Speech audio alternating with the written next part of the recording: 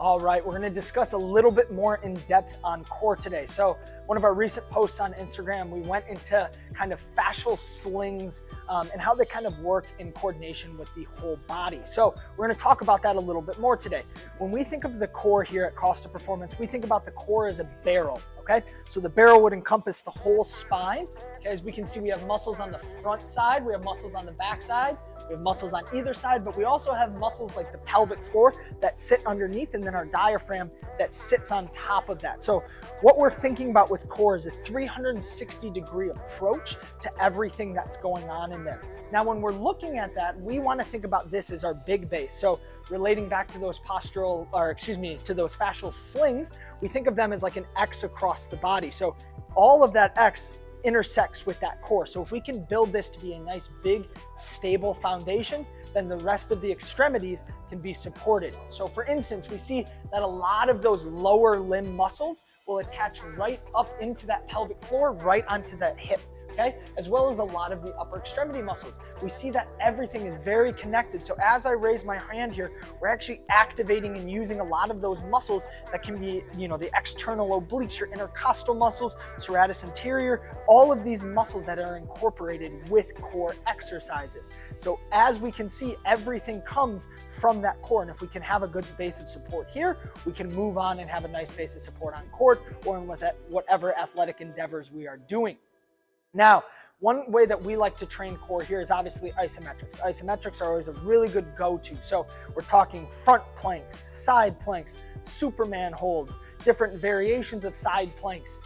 We're also thinking a lot of exercises that will incorporate one limb versus the other limb. So like a single leg front plank or a Copenhagen front or side plank.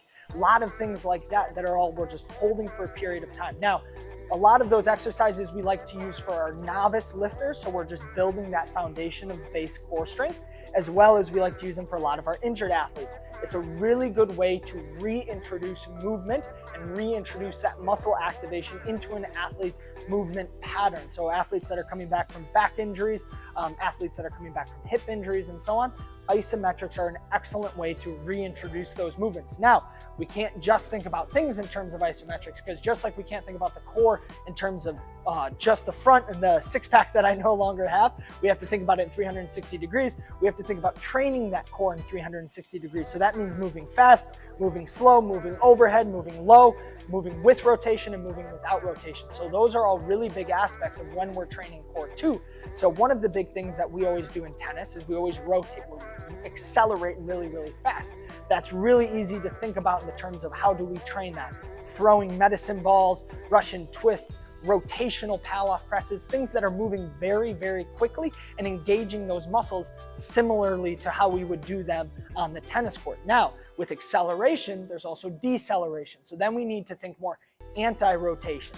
Also can be seen as more of an isometric, but we can also take that anti-rotation through a range of motion and make it more dynamic as well. So thinking about a pal-off press where instead of rotating, I'm just pressing out and in, thinking about fighting resistance to get those muscles on the outside, those decelerative muscles, to help slow things down and protect our back and our other, whether it be an ab strain or a QL pain or something like that, help protect that the best that we can, again, from building that base of support. And then we also have, like we discussed in that last Instagram video, different slings of movement. So thinking muscles that work on the front side of our body all the way down through the center of that core, out through that leg, and then across the other side as well on the back side of the body too. So these are all really big ways that we like to kind of progress our athletes through, working from isometrics into anti-rotation and rotational exercises, and then bridging that gap and making it more sport specific, where we get to encompass a lot of those movements that are a little bit more